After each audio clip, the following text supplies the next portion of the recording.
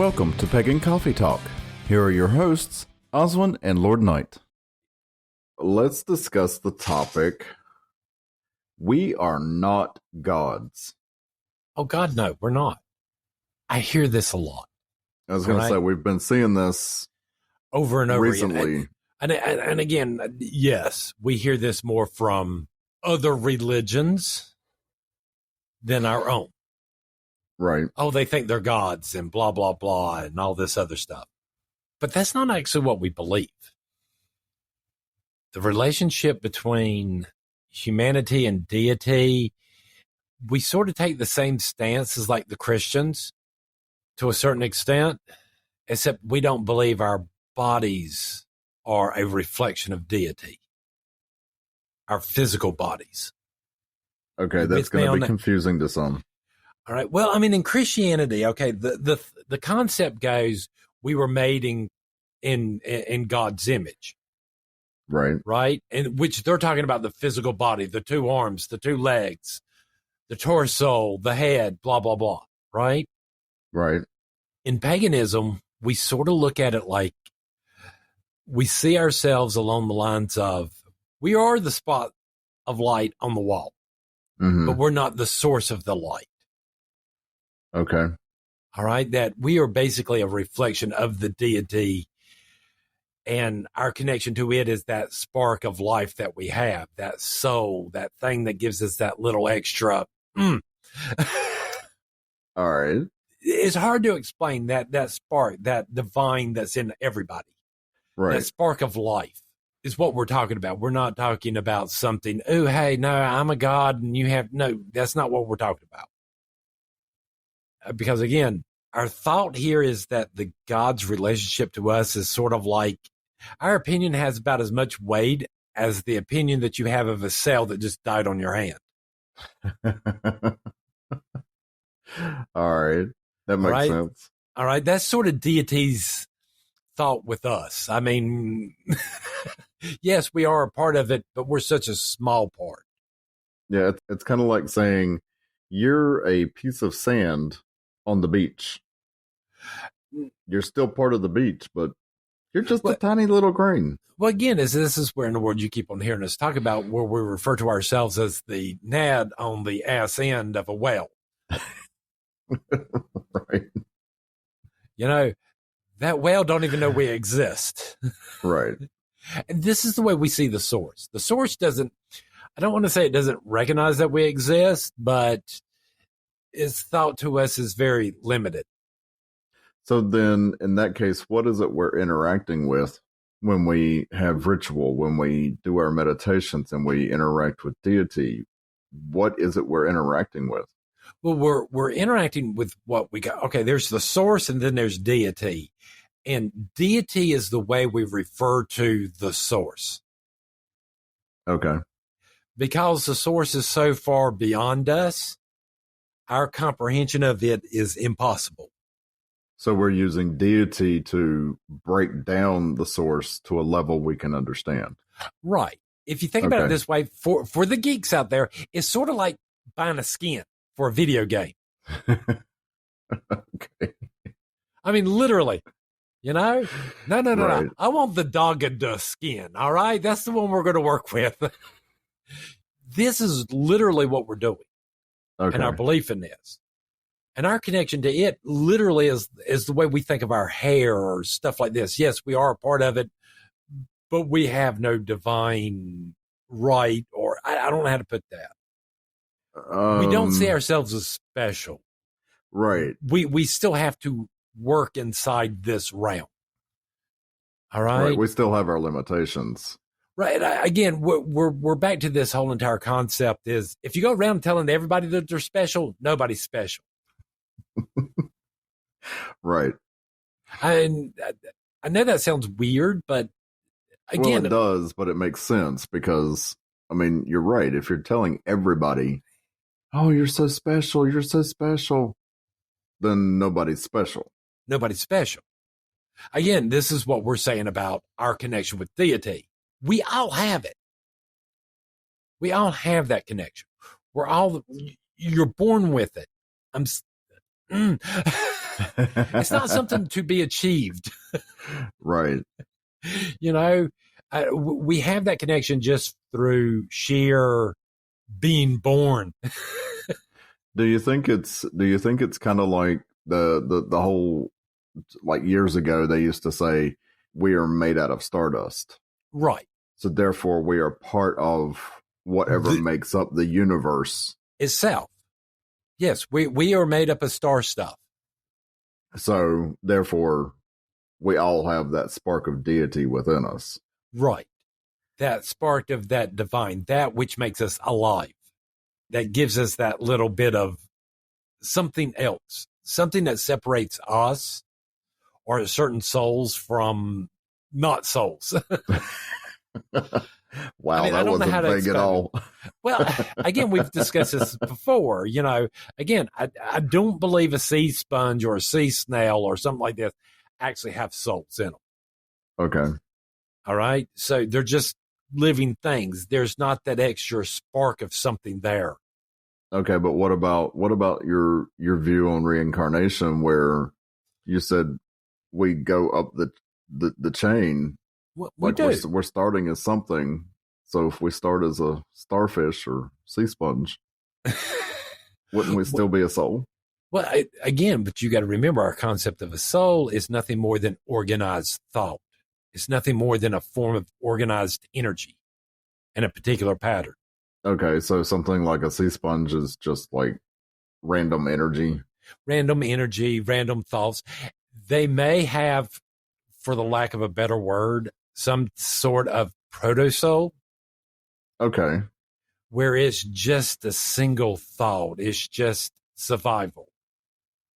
All right. I can get on board with that.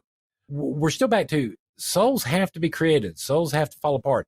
And again, if we believe that there are thoughts, energy, right? That souls are nothing more than energy in a particular pattern we refer to as thought. Right. It has to start somewhere. There has to be a concept. There has to be something for things to start hanging on to. All right. If we look at it this way, it's sort of like in the same way I see us, the way we describe how planets are made. First of all, there's one big rock or something that's heavier than the other, and it starts pulling in all these other things. This is how I think souls are created. There's a thought that becomes strong enough that it starts to pull other thoughts to it. So it becomes a magnet. So it becomes like a magnet and eventually grows over time. But there's a point to where it starts to become less of a thought and more of a soul. It seems to be able to start manipulating its own energy, its own thoughts, and creating new things out of that. Okay. Makes sense? Yeah, that makes perfect sense. But again, our connection to deity is, I believe this is the same path that the source may have started. Umpteen billion trillion. So you think this is possibly something, but I mean, there's only one source. So is this something that we are on a path to Actually, becoming the source? I believe so, but it would be more of a group thing. Does that make sense?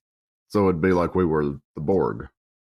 Basically, that humanity or something, when we get to the other side, will one day maybe get to the point to where in the world it fuses together to become one gigantical new source in and of itself. That the source broke itself apart to create itself. Ah. Oh, now you're talking physics and right. Literally, this is how the idea goes, is that there is a source and that the source was lonely and it created all of this to recreate a being just like itself that it can associate with. And yes, it might be the merging of all these souls into one gigantical super soul one day in the far off future. But me personally, I still believe we got a lot to learn as individuals. Most definitely. We got to get our spirituality back because we're seriously losing that over the years. Ain't that the truth? Does any of this help with the connection? Because it's a very odd thing. We never actually believe ourselves to be deity. Right.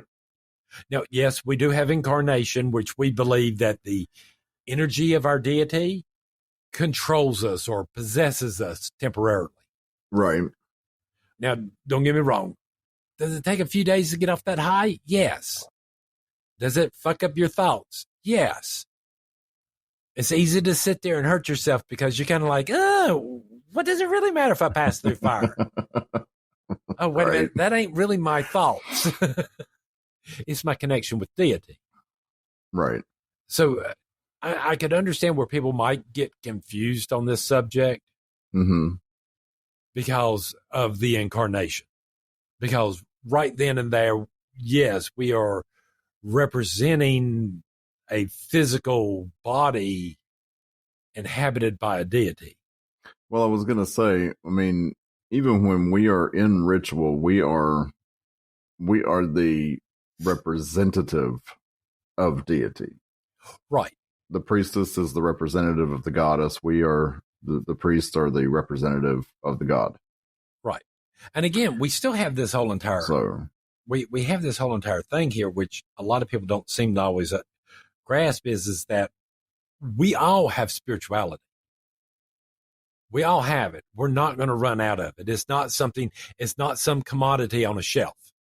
Right. All right. So anybody sitting there going, oh, no.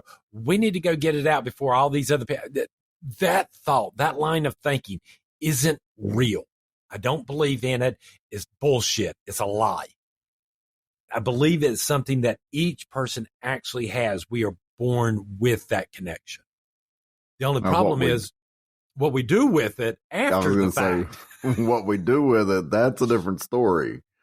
Well, I mean, and again, it's happened over the years. We've had a few people that have been initiated first degree, and then they go off through their own life and be solitary. Some of them stop doing their practices and their meditations. And when we talk to them now, even they'll sit there and tell you, no, I don't feel that connection quite as much. I don't feel that spirituality. Right. Because this is a muscle just like anything else we do. If we don't use it, we'll lose it. Right. So again, when I'm sitting here and like going through YouTube to try to find subjects and stuff y'all might be interested in to talk to, and yet,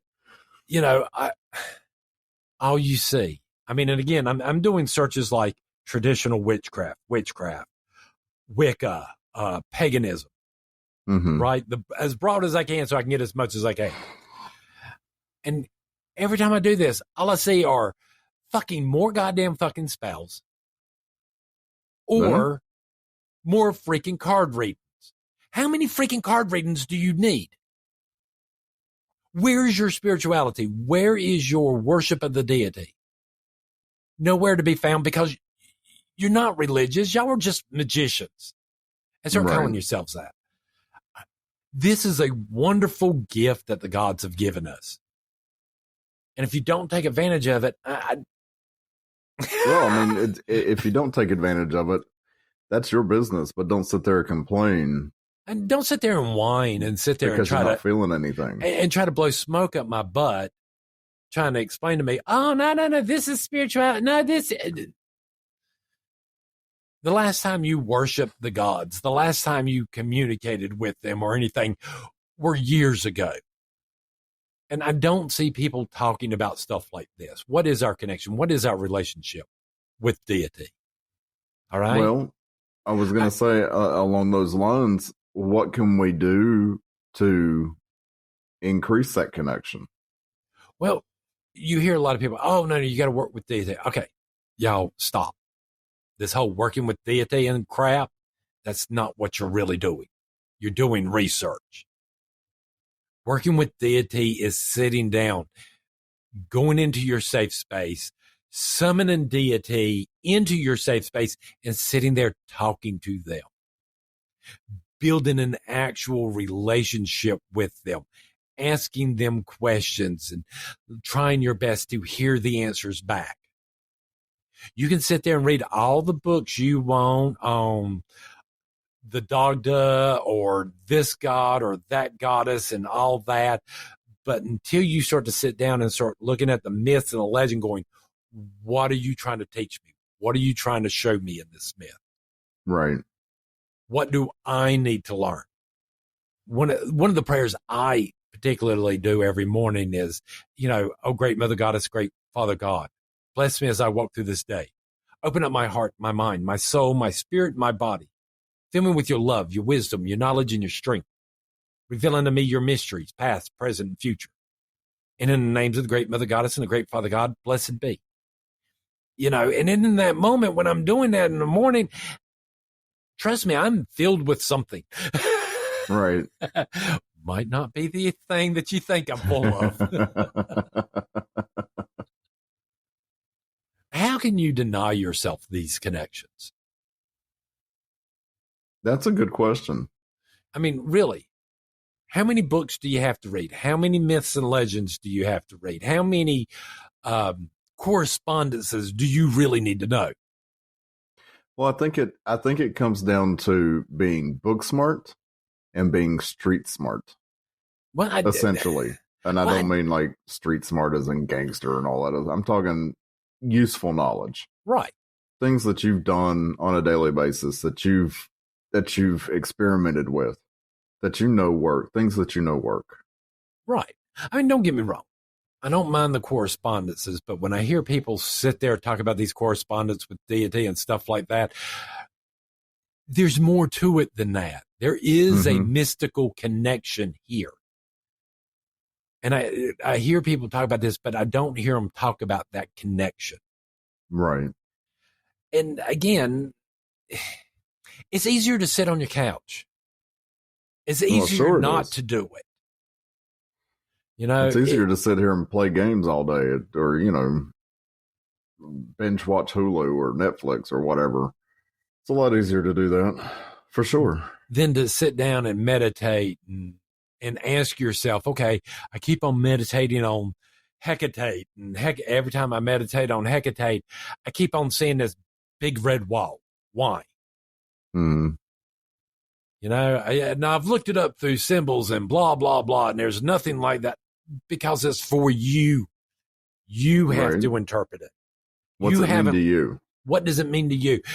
Because that's not what we do anymore. For crying out loud, I was watching, again, a YouTube. Woman was doing card readings. For crying out loud, she pulled open a freaking book and started to read out of it. That's not fucking card reading. You haven't internalized this stuff. You haven't learned how to divine things for yourself. You're using someone else to do it for you. All right. That's like all these correspondence and stuff. You need to do you. What makes your motor run? Right. Like I've got an Oracle deck that I've been working with, and it's a new deck. I'll go through the book and I'll see what's there, and I'll see if it relates to anything that I felt when I pulled a card for something. Right. But I'm trying to find how the cards relate to me. Exactly. I mean, like I use the Crowley deck. Right. Which most people I know, a beautiful deck and all this. And most people I know look at my deck and go, you're freaking insane. But again, when I do the readings, though, you've seen me do readings. Typically I wind up with that slack jaw at some point. Yep. Like how the hell? That's because again, I'm using I've only ever done intuition readings. Right. I mean, I threw that book out a long time ago. and trying to get people to understand that there's more there. There is an intuition. There is a leap of faith here for us. But yet nobody takes that leap. Nobody wants to go beyond. Yeah, exactly. It's not all written down. It's not all follow this step, follow that step, do this, do that in this order. It's not always that. Sometimes like you said, it's that leap of faith. You got to take it. At some point or another. I mean, not everything's written in a book. Mm-mm. For crying out loud, not everything's on a podcast. Not every elder knows everything. Oh my God, please.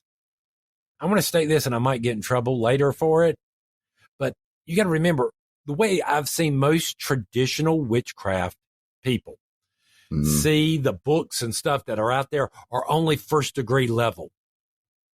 I have never seen them refer to any of that information of any of the books or information out there in the public to be anything higher than that.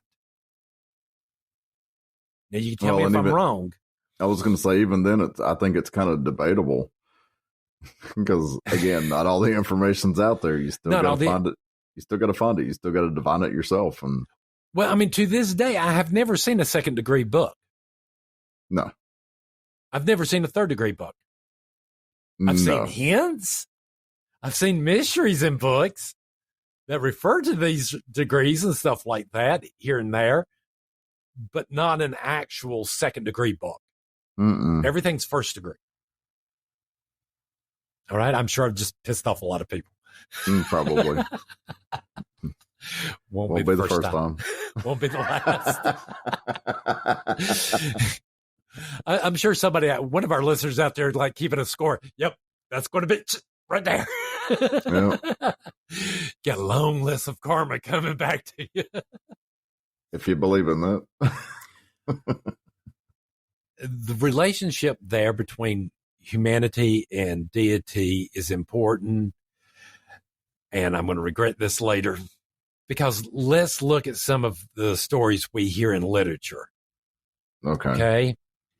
And I'm more modern day literature. When you like read books like American Gods and other things, there is this relationship, the symbiotic relationship between humanity and deity. This is not a concept that is new or anything like that, but the less we worship them, the less pronounced they are in the world. The less we pray to them, the less they're pronounced in this world. We're not talking about the prayers that are lip service, okay? You know, that you do, you know, let us thank you for your food. Oh, yeah. You know, not that lip service, but an actual prayer, something from the heart, from the mind, seems to create this relationship and this energy that's given to the deities, which eventually comes back to us through nature. So it's actual devotion. Right.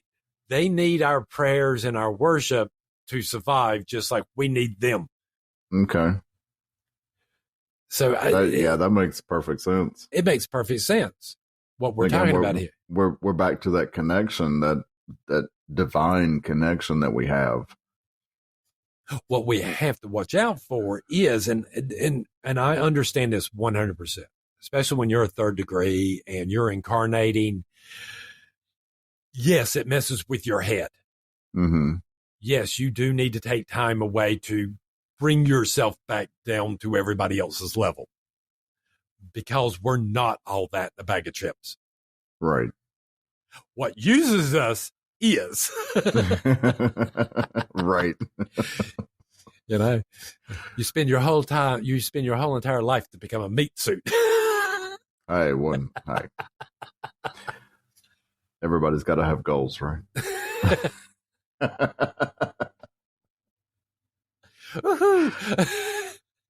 Oh, I think that pretty well covers it. I think it does too. Thanks for listening. Join us next week for another episode. Pagan Coffee Talk is brought to you by Life Temple and Seminary. Please visit us at lifetempleseminary.org for more information, as well as links to our social media: Facebook, Discord, Twitter, YouTube, and Reddit. We travel down this trodden path, a maze of stone and mire. Just hold my hand as we pass by a sea of blazing pyres. And so it is the end of our days, so walk with me till morning breaks. And so it is the end of our days, so walk with me till morning